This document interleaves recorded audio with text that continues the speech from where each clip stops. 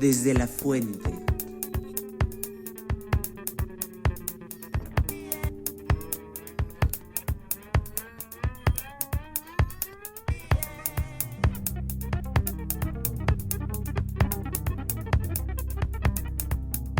Estudios Claravista. Hola, bienvenidos a Desde la Fuente. Estamos aquí. Yo soy Saudi Batalla. Nos acompaña Alecos Alejandro Ortiz y nuestra invitada del día de hoy es Rocío. Bienvenida, Rocío. Hola, Saudi. Bueno, Alecos, dale de comer al sapo como un símbolo de que el ambiente está saludable. El ambiente tanto del programa como este programa pues habla de política cultural. Y bueno, la primera pregunta que yo te quiero hacer, Rocío, es que tú tienes un proyecto en donde rescatas un archivo muy importante del Observatorio Astronómico Nacional que se encuentra en Tacubaya, en el Politécnico Nacional. Y bueno, quiero que nos platiques del proyecto, pero también de cuál es la importancia del apoyo institucional para este tipo de proyectos que rescatan archivos históricos. Hola a todos, primero, gracias por la invitación. Sí, efectivamente, desde hace como unos 5 años empecé a trabajar con un proyecto que se llama Carta del Cielo, y fue porque me encontré unas cartas del cielo. Y estas cosas que ya de por sí suenan maravillosas son todavía más bellas de lo que suena. Pues son parte de las primeras fotografías que se tomaron a los astros. Y empecé a trabajar es un proyecto en el que participó el Observatorio de Tacubaya, y cuando supe que ese observatorio estaba integrado al proyecto, empecé a buscar sus archivos y me encontré con que el INAH tiene gran parte del acervo fotográfico del Observatorio de Tacubaya. ¿Cómo encuentras estas cartas y en qué momento concientizas de lo que tienes en tus manos y que tienes que comunicarte con el INAH, entrar en comunicación con el INAH, con la institución, ¿no? Pues en realidad fue todo fue fortuito. Lo primero que encontré fue yo trabajo con archivos históricos. Soy artista visual y normalmente me gusta meterme en los archivos fotográficos históricos que pues casi nadie utiliza. Y tuve la oportunidad de visitar el lugar que origina todo el proyecto, que es el Observatorio de París. Okay. Y fue allí donde supe que el Observatorio de Tacubaya formaba parte de ese proyecto, porque cuando llegué a la biblioteca y pregunté por esas cartas, me trajeron una gaveta de este tamaño que decía Tacubaya. ¿En París? En París. ¡Wow! Ese archivo no está en México, ese archivo lo tenía París. Luego lo busqué en México. Ok. Llegué a México y pensé, ya vi que México forma parte de este gran proyecto. Pues es un gran archivo dividido entre la UNAM y el INAH, que resguarda la parte fotográfica. Entonces ha sido como un ir y venir entre archivos, bibliotecas y acervos para encontrar toda la historia de la Carta del Cielo. Y trámites con las instituciones, ¿no es así? O sea, en ese momento el artista investigador tienes que ponerte en contacto porque tú eres alguien independiente, ¿no es así? Sí, cuando comencé el proyecto fue apoyado por el Sistema Nacional de Creadores. Entonces eso lo hizo todo mucho más fácil. Bueno, internacionalmente aún hay ciertas instituciones que saben de la existencia del Sistema Nacional. Pero ahí, por ejemplo, ¿qué pasa con los derechos de autor? Que es un gran tema. Pongas los créditos, tiene un reglamento de créditos, ¿no? Cómo debes hacer la referencia y cómo debes acreditar cada uno de los documentos que usas. y pues como investigador no los puedes utilizar con fines de lucro. Y si los quieres utilizar con fines de lucro, tienes que pagar, supongo. Desde la fuente. La investigación era traducir las primeras fotografías tomadas a los astros en una serie de dibujos que de alguna manera se acercan a esa estética, ¿no? Y por otro lado, es la historia de la Carta del Cielo, así que empecé a trabajar un documental. ¿Hay alguna diferencia entre la Carta del Cielo y un mapa estelar? O sea, ¿o es lo mismo? La Carta del Cielo, digamos que ese es el nombre que se le dio a ese proyecto en particular. ¿El tuyo? No. Ah, Así se llamó originalmente, es un proyecto de finales del siglo XIX, y ese es el nombre que le dio el Observatorio de París, que fue el que tuvo la iniciativa de hacer este primer mapeo de estrellas que se veían desde todas partes del mundo. Y luego, pues yo retomé ese nombre porque me pareció maravilloso y porque trabajo con varias de esas cartas y trabajo con la historia. Me gusta la idea de retomar también los instrumentos de observación y el nombre del instrumento principal o del telescopio principal que se diseñó para eso también es Carta del Cielo. y luego, ¿cómo retomas esta parte de la investigación para convertirlo después en procesos creativos que desembocan en exposiciones o en libros? O sea, ¿cómo le haces ver a este público todo el trabajo que hay detrás de lo que ve al final? Sí, es muy cercano el trabajo que hacemos muchos artistas investigadores desde las ciencias sociales o las ciencias exactas, de muchas maneras. También hay un montón de artistas que para nada se acercan a esos procesos, ¿no? Que crean desde la impronta o desde cualquier otro tipo de intuición y se enfrentan a la obra directamente. Pero habemos otros artistas que sí necesitamos un proceso largo de, pues, es investigación porque recolectamos datos, recolectamos imágenes, hacemos experimentación antes de llegar al objeto final cuando es objeto, ¿no? El arte contemporáneo a veces no tiene ya objeto.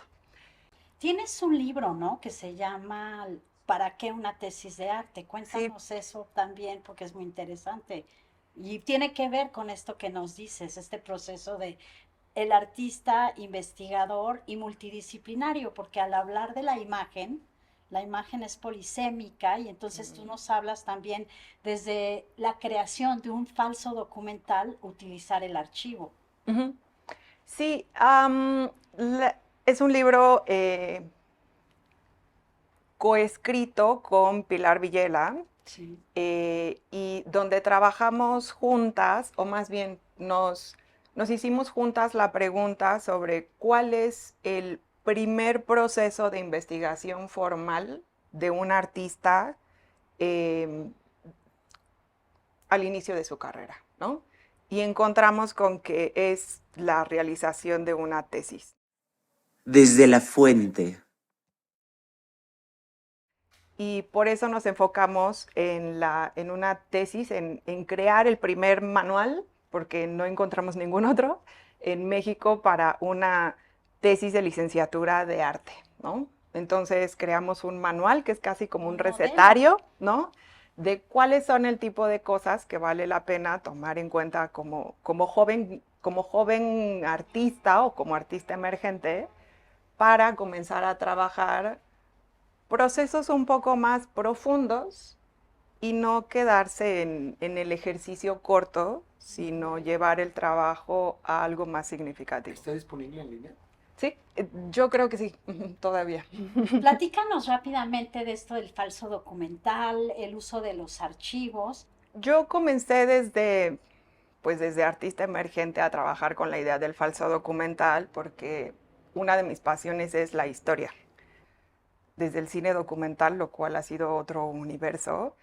Y no, justamente creo que este proyecto lo propuse precisamente sabiendo que tenía un apoyo o que lo propuse para ese apoyo, porque no solo son los recursos económicos, sino también son los recursos institucionales con los que cuenta, que sabía que me iba a ser mucho más fácil tener contacto entre instituciones que me permitieran no solo entrar a sus archivos, sino entrar a sus observatorios y grabar sus telescopios y hacer sesiones o grabar, filmar sesiones de observación de los astros con investigadores, con astrónomos investigadores reales, ¿no? Entonces sabía que de manera independiente eso iba a ser mucho más difícil que con un apoyo institucional, y por eso fue fundamental para todo el nacimiento de este proyecto. Bueno, pues estamos aquí desde la fuente y regresamos. Desde la fuente. Estamos conversando con Rocío Montoya y además de charlar sobre su proyecto y sobre su trayectoria, también nos interesa conocer su experiencia en la Asamblea de Artes de la Ciudad de México, de la cual es parte fundamental, y queremos preguntarte cómo, por qué y para qué llegas a una Asamblea de Artistas. Porque pues vi que algunos de los asistentes pues son mis amigos y colegas, como a ver qué es, a ver qué está pasando, ¿no? Sobre todo porque creo que aunque ha habido algunas iniciativas porque los artistas se reúnan, eh, han tenido muy pocos frutos. Entonces fui un poco a ver de qué se trataba. Pues me pareció que tenía sentido, sobre todo porque había una dirección, ¿no? Tenían un objetivo en particular. Sí, tener acceso o llegar a formar parte y representación en un mecanismo de participación ciudadana en específico. Y eso ya me pareció que tenía un objetivo claro y pensé, ok, o sea, creo que eso es importante. Desde la fuente. Pues me queda muy claro y es súper difícil que como artista no lo vivamos, la desprotección completa y absoluta que tenemos de casi cualquier sistema de protección al trabajador, ¿no? No tenemos nada parecido. El sistema laboral del arte y la cultura en México es un desastre o es nulo, cualquiera de las dos. ¿Por qué es importante que nos reunamos como artistas?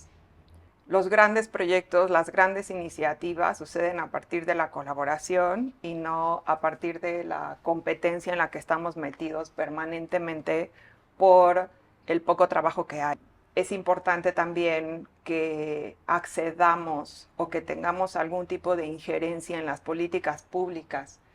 Por allí pueden decir que puede seguir girando el mundo sin nosotros, pero es mucho mejor cuando estamos.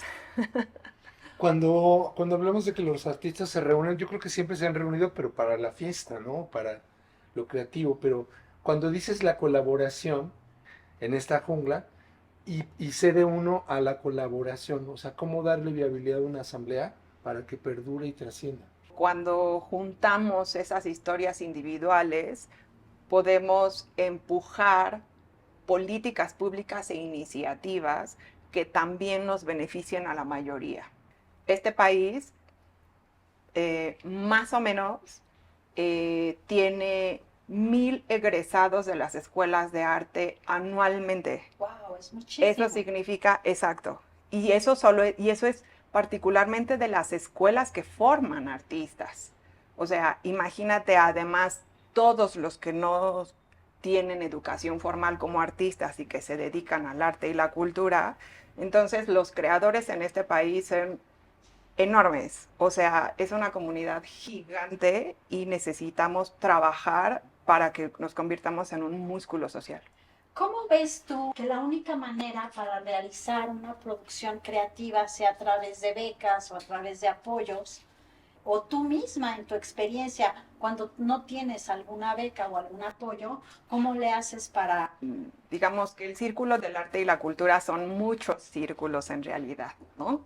Y muchos artistas se dedican a muchas otras cosas porque aunque a veces nos inculcan como un ideal de artista, por lo menos en las artes visuales, que es el que produce y vende en las grandes galerías, eso no llega ni al 2% de los productores. Eso somete nuestras creaciones a criterios de tanto de venta en el mundo de las ventas, las galerías, etcétera, como de las empresas. Y por eso se vuelve muy necesario un apoyo o un estímulo libre para la creación y que no esté subordinado a una empresa que te contrata o a un estudio de diseño, porque de aquella manera siempre está subordinado al cliente, ¿no? Y cuando tienes un estímulo libre para la creación, puedes proponer cosas como la locura que yo estoy proponiendo trabajando con archivos del siglo XIX, ¿no? O sea, en el siglo XXI a cualquiera le parecería que eso es una tomada de pelo, pero el Sistema Nacional de Creadores me dio una lana para ir a hacer lo que a mí me parecía que era importante recuperar, cosa que muy difícilmente una empresa me lo hubiera dado. ¿Por qué una empresa no te lo daría?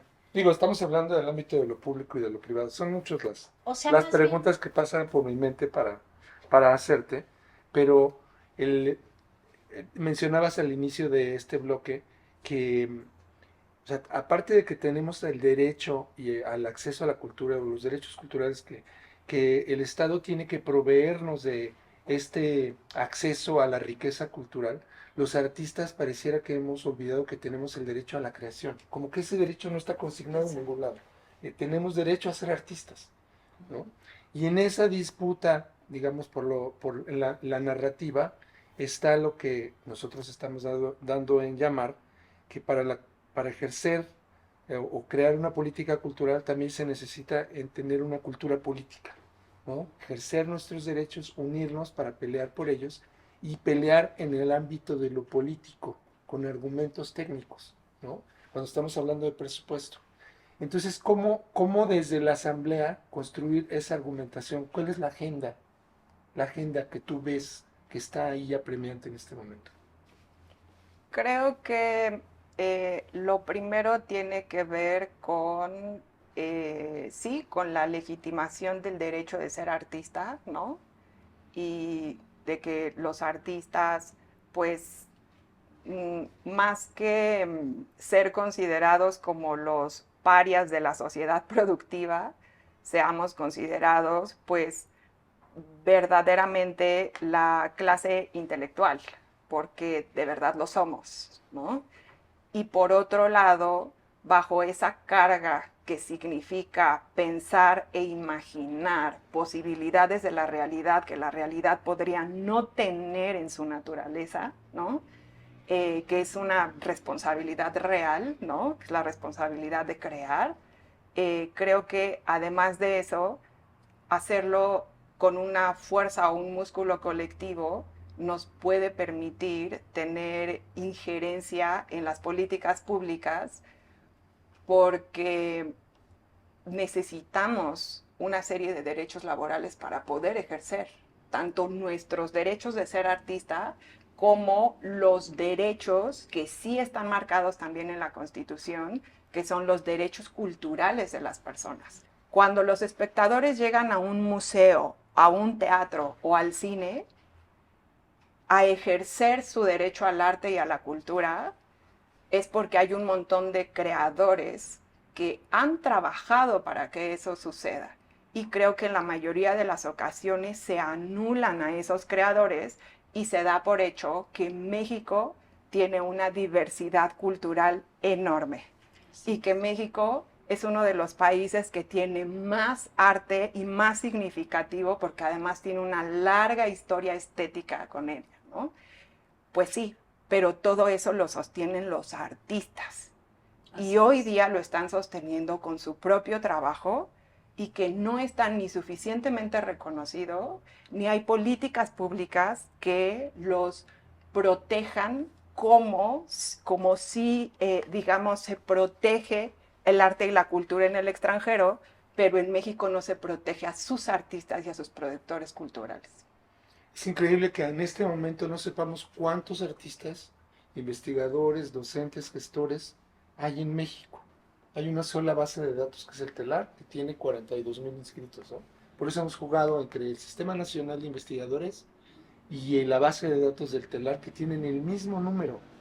Pero en el Sistema Nacional de Investigadores hay una cantidad de 8,500 millones de pesos al año para esos 42,000 inscritos, que ya tienen sueldos y prestaciones previamente, porque son parte de instituciones. Paralelamente, el Sistema Nacional de Creadores, en realidad que incluye a jóvenes creadores, a todas las becas, solo alcanza para 1,500 beneficiarios al año con 700 millones de pesos. Pero no hay forma de pelear si no sabemos cuántos somos. Entonces, ¿cómo podríamos invitar también a que se integren más artistas, investigadores, docentes a la Asamblea de Artistas de la Ciudad? Desde la fuente.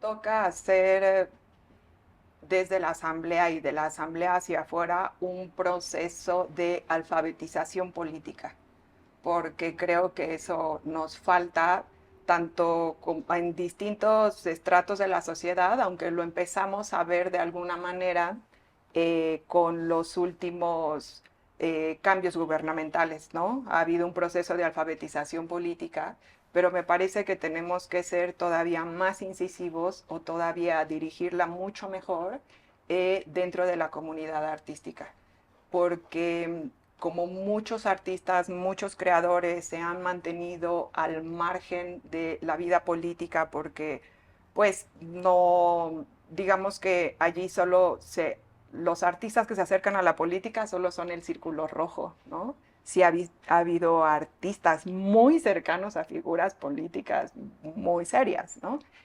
Pero creo que necesitamos justo ejercer nuestros derechos como ciudadanos y además identificar cuáles son nuestros derechos como ciudadanos artistas en particular.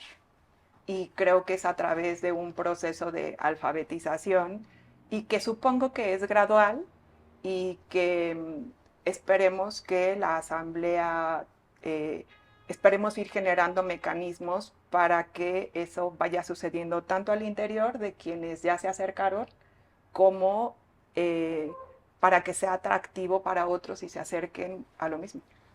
Qué interesante, alfabetización política. Pues mira, nos estamos acercando al final. Queremos que nos platiques un poco de tu proyecto en donde involucras astros, arte, ciencia, cine. Tienes un falso documental. Platícanos cómo se llama y sobre todo cómo le vas a hacer, por dónde vas a conseguir los recursos para poderlo realizar. Se llama Carta del Cielo. Retomé el mismo nombre del proyecto original, además de porque es bellísimo, porque recaían allí todos mis intereses. Y sí, mezcla, afortunadamente, como es el cine, que es el gran embudo de un montón de estéticas, ¿no? Va sobre el Observatorio de Tacubaya y la historia del proyecto Carta del Cielo. Y ahora estoy trabajando con cineastas reales, porque yo soy artista visual y entonces me ha tocado aprender mucho de cineastas, ¿no? Desde cómo escribir o de sentarme a escribir y que me ayuden a escribir hasta todo el proceso de producción. Así que estamos preparando precisamente para buscar un apoyo que nos permita ir a grabar a lugares, de nuevo al Observatorio de París, a una grabación, en México a San Pedro Mártir, que es el tercer lugar de mejor observación del mundo, y así como otros observatorios, y que los astrónomos además nos cuenten su historia como astrónomos, ¿no? Y cómo llegaron allí, y en qué se ha convertido la astronomía moderna, y la gran relación que tiene la astronomía con el arte. Y con el nacimiento del cine, porque tenemos que recordar que una de las primeras tomas o del nacimiento del cine era este registro del paso de Venus por la Tierra, ¿no? De Dresden Tine Jules. también, Etienne Jules así es. es el paso de Venus, una de las cosas más importantes, no solo a nivel científico o fotográfico, sino que es el momento en el que se logra la medida, digamos, de la distancia entre la Tierra con el Sol, y entonces se crea como la medida estelar, y es allí donde se acaba el antropocentrismo, ¿no? Dejamos de ser nosotros el centro del universo y aparece un universo infinito. Es justo ese momento y por eso es muy, muy importante. Surge la magia. Pero ¿cómo? Entonces el antropocentrismo sí se acabó. Bueno, pues tenemos que terminar el programa. Muchas gracias, Alecos. ¿Quieres comentar algo más? No, muchas gracias, por supuesto, agradecer al equipo, a Estudio Cine Claravista, a Gabo Jacopello, a René, a Rodrigo Fuentes, Néstor Quiñones, por supuesto a Rocío, nuestra invitada. Tú, Rocío, ¿quieres concluir? Muchas gracias por la invitación a los dos y pues dense una vuelta en la asamblea. Alfabetización política para todo el gremio artístico. Gracias, estamos aquí en Desde la Fuente.